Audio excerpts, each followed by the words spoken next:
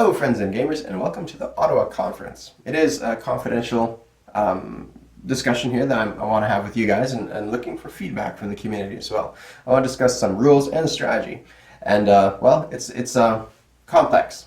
And it's what's preventing me from doing the American turn. So first of all, let's touch on a previous rule that we just blasted through last turn with the English channel coming in, English fleet coming into the English channel and the role of coastal artillery. Now in the rulebook, specifically the facilities, it speaks about, let me show you, it speaks about here, at narrow crossings, coastal artillery may shoot at each enemy surface ships at 3 that passes through. Now, passes through what? Passes through the sea zone border or passes through the narrow crossings? Now it does say at narrow crossings, coastal artillery may fire at ships that pass through. So how do we interpret that? Well, the way I interpreted it is based upon General Hand Grenade and a conversation he had with Morton Monk, where they discussed it. And I know it creates a zone within a zone, which is unfortunate, but that's just the way that it was explained to me. Now it's relying on my memory of that conversation. I can't find the video, and it may not even be a video. It may have been just a conversation I had. But that means that these ships can't, that's my interpretation, is I'm not passing through these narrow crossings, therefore I'm not hit by those narrow crossings. Now when would I be passing through those crossings? Well, if I'm engaging the Netherlands, then I'd for sure be passing through 2. If I'm going to Belgium, then I'm for sure passing through these 2 here. And if I'm going into these sea zones, then I'm crossing into those. But as I see it, I did not engage these ships here. Now, you may be of the other camp and say, if you enter a sea zone with coastal artillery at a narrow crossing, then you're engaged by those coastal artillery. But that has some dangerous ramifications across the rest of the board and really opens things up. But let's start with a simple thing. Sicily. Now, this one's pretty obvious. If you enter into this sea zone, well, then what? If you enter this sea zone from the south, do you suffer those hits by this narrow crossing? If you come in from, say, Greece to here, do you suffer those hits? Because that's the same idea here. It's just the line is a little bit this, and it's just visually looks closer to this side, right? So this one looks quite a bit different. Now, if you're coming from, so if you're coming from here to here, it doesn't make sense to be hit. But if you're coming from here to here, you're going to be thinking, yeah, for sure you're going to be hit by that. So it really depends on your perception, which angle of the map you're looking at things. Now, if you look at the other way, when you say you're passing through these lines, it becomes easier to interpret. If you're coming to this sea zone and kind of bypassing this because there might be an enemy fleet here, if you're coming to this sea zone and you intend to land units off in Peloponnese or Thessaly, then for sure you are crossing this line because you're impacting these ones, or Albania, you're impacting these ones that are on the other side of this narrow crossing. Likewise, if you're coming, crossing this sea zone border and trying to avoid this one for some reason, then for sure you're crossing this. But if you're just impacting, if you're coming from this sea zone to this sea zone and attacking, Sicily from this angle, well, that's more debatable, and I don't know how you're going to squish your fleet there, but that's just the way it is. So that interpretation kind of holds water, in my opinion, not the one where if you cross the sea zone borders into this territory, you'd suffer that narrow crossing. It just doesn't make sense. You can't make a special rule for English Channel unless the rules say so. It has to be a rule that applies globally across to everything. Let's look at St. Pierre Island. Right here, it belongs to the Free French at this point. If you build a coastal artillery there, or in Newfoundland, does that mean you get to fire at any ships that enter the sea zone? Well, the one in Newfoundland kind of makes sense, but St. Pierre Island, not so much, because ships, you could say, they're coming from the north here, or this way. So if you say the sea zone is the thing that indicates the shore bombardment, then the coastal artillery here is quite useful. But if you say it's the crossing of the narrow crossing, well, the coastal artillery is pretty useless at that point because all it does is prevent an attack, an amphibious assault from here to here across that narrow crossing. So that's what I could have done in the English Channel. If I had built a coastal artillery in London, I could have prevented any amphibious assaults going across the water. I didn't expect that to happen though, because I didn't see any Marines present at the time.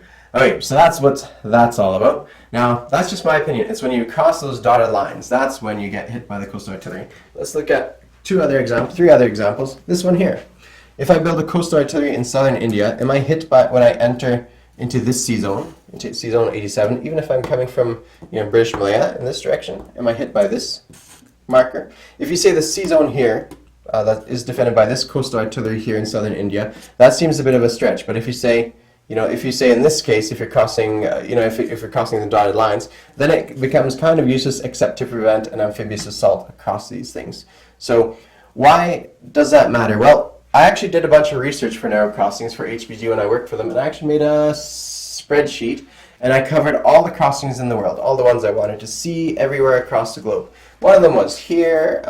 There's a few other ones, say in Tasmania, that one crossing the water here. And I did a bunch of research, and I calculated using Google Maps the distance for the narrow crossings. Some of them are bigger, some of them are smaller. For instance, this one here in Sicily, they floated as a stunt a car across the water because it's I think, I don't remember, it's like, you guys use miles too, so that makes it, I think, half a mile if I remember correctly, or maybe it is a full mile. Maybe it's either 3 kilometers or 0.3 kilometers, and I believe it is 3 at this point, so that would be a mile and a half for you guys.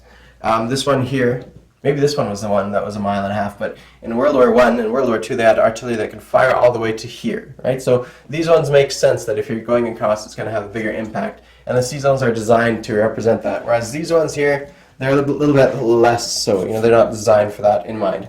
Now, one more, or 2 more islands. This one here, again, if you build a coastal artillery in Kwangtung, does that mean any ships entering C-zone 88 would be impacted by the artillery here in Kwangtung? That seems a bit of a stretch because that territory goes all the way, down south here where it connects to like Singapore. That's a long ways away to deal with that, right? And on that same, I think that's enough that can be said about that. Last one up here on Hokkaido. So a person might say, well, if you have a coastal artillery here in Hokkaido, that means any ships entering C-zone 56 would be hit by this coastal artillery, or this coastal artillery if it resides in Honshu. That's pretty powerful at that point, right? Pretty powerful stuff. So if you interpret the rules one way for the English Channel and for the rest of the place everywhere else, a coastal artillery in Honshu is quite powerful because any ships entering here are technically passing through this narrow crossing. So it really depends on how you interpret it, but I think my way seems to make the most sense to me. Now, it could be wrong, but let me guys know your thoughts. Okay, while we're here, let's quickly talk about Ottawa. The reason I'm naming this Ottawa Conference is because Ottawa could have been sniped this past turn by that Italian fleet. Now, at the very beginning of the game when we discussed optional rules, as I always do, because I've discussed this with tanks on the Tundra and that kind of thing, I've discussed these kind of things.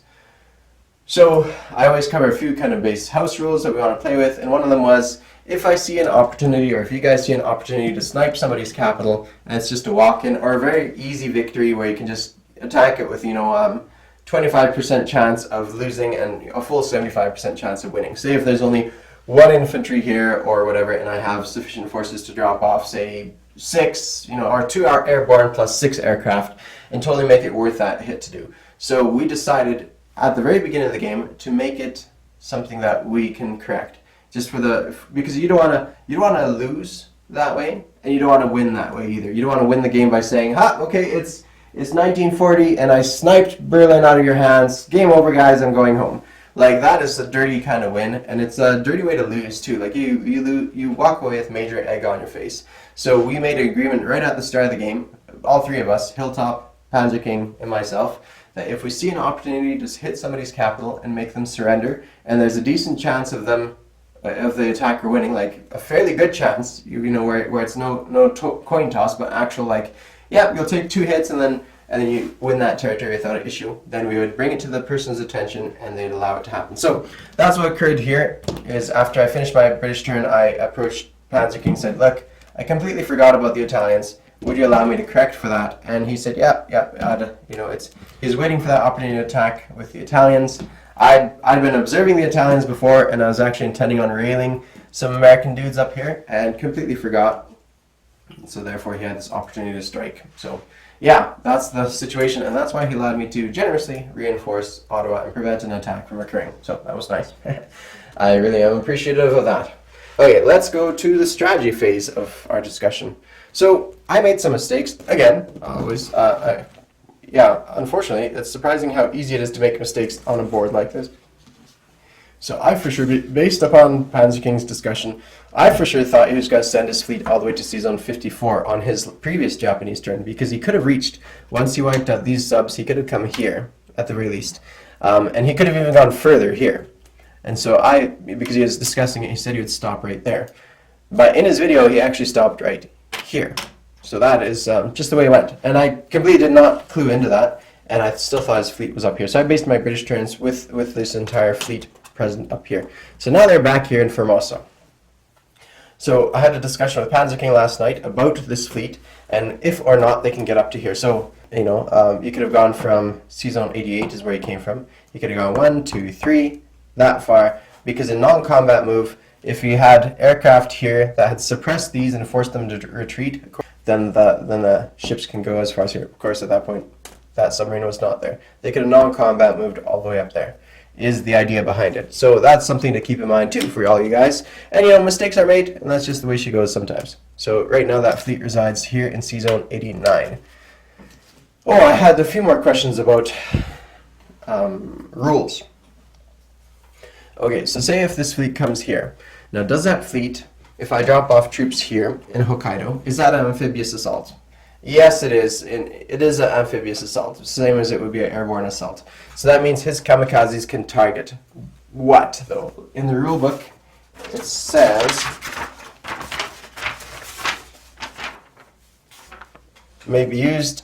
Kamikazes may also be used when Japan is the defender in a sea zone adjacent to Japan or Okinawa during the shore bombardment phase of an amphibious assault.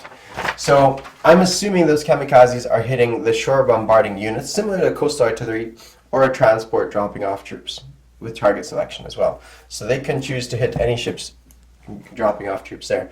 So that's good to know.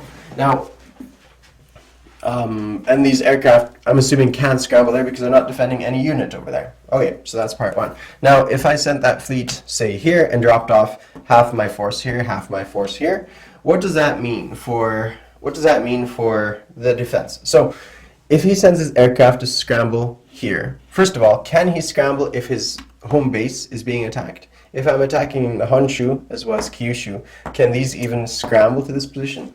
He has that choice of where he wants to scramble to, so I'm assuming he can. So say he scrambles, you know, 2 over there, 1 over here, and he battles them out, and he ends up winning this fight and losing this fight. Now he's scrambled out, and he's lost this one, right? So he's lost all these units. He's scrambled out. Does that mean that he can land these forces, these aircraft here? Because normally in a scramble, you exit your territory, you battle it out, and you re-enter the territory the same place. It's not like maritime air patrol, where you go out in combat and at the end, come back in. In this case, it's simply you scramble out, and you're supposed to come back to your home territory. But what if your home territory is gone, or your territory you originated from is gone? Does that mean that these aircraft are wiped out? They're taken off the board? Or does that mean that, well, like, what does that mean? Are they wiped out, or do they get to re-land themselves in Kyushu? Now, the rules don't state, so I wanted to approach you guys to get your feedback on this. And now, this game has got a lot of variables, people. So there are going to be holes in the rules, because the more creative things you add into the game, the more ways there can be holes in it, right? So don't feel as if this game is completely wrecked and has so many holes in it. Yeah, it's got a lot of holes in it, but overall, there's a lot of joy between all those holes, and the holes are just minor, right? And they'll be filled in over time as well as this game develops and things like that. And it's the price we pay for having a game that includes things like mountains and marshes and deserts and you know, scrambling aircraft to different zones and that kind of thing. It adds a lot of wealth and beauty to the game, and so we can't complain about the negative things that come with the game as well. It's not as polished as other games out there, let's say, but I think it's well worth it because it brings one of the greatest, well, it brings a fantastic game that plays with figurines, that's not chit and hex type games, right? Not just minuscule that you need tweezers to move every single thing. So this game adds a lot of fantastic things, so don't criticize the rules overly much. This is just me being friendly, asking some serious questions from the community, getting community feedback so that when I do my American turn, people don't need to, people won't say, oh, you did it wrong, you should have done it this way. Now, likely I won't attack the Japanese islands. I might attack Kyushu because all these units, all the land units have a +1. The Japanese also have a special ability called, dug-in defense up there, where all in the home country or Okinawa, all land units get a +1. So that both incentivizes me to attack and also de-incentivizes me to make any attacks. So if I land here in Kyushu, it wouldn't be that big of a struggle to get rid of them. Kyushu, I could probably manage. I'd get a shipyard and a naval base, and I could hold out against the inevitable counterattack and have a factory here to start pumping out. You know, it'd be 1 militia and 1 infantry unit or aircraft and a shipyard to repair my units as well. So that's pretty fantastic. So I think I may attack Kyushu next turn, but I also need to send my fleet somewhere. And so I would like to take out this fleet because at this point I could still do it, but if I wait a turn, they might just easily nab me over here. So my options are take out this fleet with my fleet with a win. You know, I calculated it all, and with dice being average, I'd win with a few units to spare, and then the counter attack would only be 3 fighters and the 2 kamikaze attacks, so it'd be a costly attack for him. There's also the risk of these CCP aircraft from attacking me as well, so that is riskier. I wish this place had an airbase, and then I could attack their airbase, but that is an option to do. Attack this fleet, wipe them out. If I let them survive, then next turn they're gonna complete all their, well, they got 3 carriers and a battleship in the queue, so they can produce them here and then come there and join them, and then our ships would be on par, and likely I wouldn't be able to defeat them as easily, plus his aircraft can scramble out here. So I think I do have to engage them here. Now I still have this meager fleet, these 2 battleships that can engage something else, and so what I may do with them is actually attack Kyushu with them, but again that's a bit of a risk. So holding on to Kyushu is difficult because he'll have militia that can attack me. Of course it's into the mountains, and so it'd be reasonably difficult, but it's something I could do. Of course my 2 battleships would likely be sunk here by the counterattack by the 3 fighters as well as the 2 kamikazes, but he can't hit both. He can't hit here as well as here. So the hope is that this sacrificial lamb of the 2 battleships would eat up enough time for me to survive with these guys here.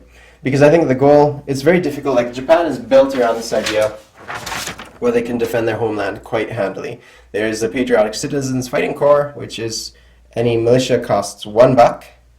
The island nation, you know, works for blockading, and dug-in defense, you know, that is a good one as well, for +1 for defense for every unit. Now, I guess that's another question is, if you have a fortified line and you're dug-in defense, it still goes to the only maximum modifier, right? Because with HB, the way they design the rules is their modifiers don't work with each other. So you won't have the fortified line plus the city plus the dug-in defense. You won't have 1, 2, 3, 4. You won't have a +4 on your militia. That would be insane. You only go with the top one, and then you subsequently go with the other ones. So Kyushu would be 5 and 5. These guys would be, you know, pretty high up there as well. So yeah, tough attack to do, but doable. So with my amphibious assaults, with my 4 transports, where do you think I should go? I'm looking for advice from you guys, and if you have any thoughts, let me know. So I think I have a few options, and I should kind of complete my thought before I move past this. So Japan is really built around this idea that Japan will always survive. Their nation of Japan will always survive. So I think I'm best off by wiping out this fleet and then subsequently blockading the island and reducing them to $7 of income per turn. I think that's my only solution really at this point of what to do. And I think that's what I'll have to do, because Japan is just too strong with their +1 dug-in defense, plus, you know, their militia being able to attack and that kind of thing.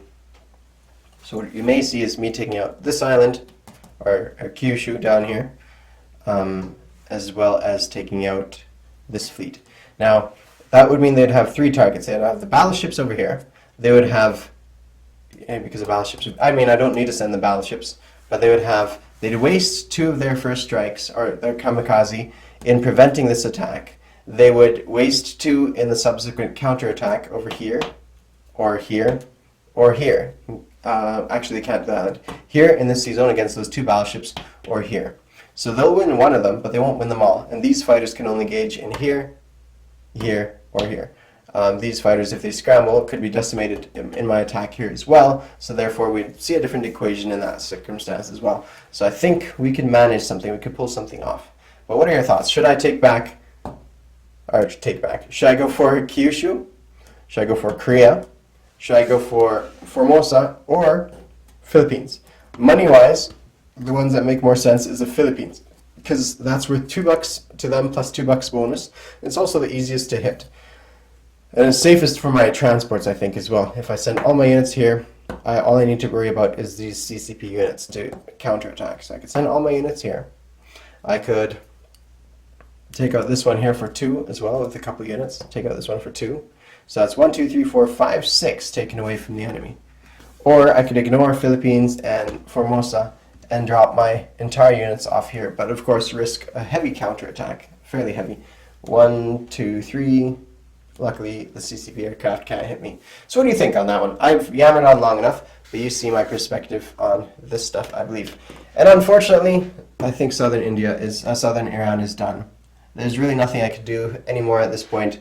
I'm just too outmassed by the combined Axis and the Soviet power. If the Soviets hadn't attacked, if I hadn't been attacked and London captured, this probably would have survived a couple more turns. I could have built another 2 units here or whatever, but unfortunately, I'm just too weak at this point. I did make a minor mistake.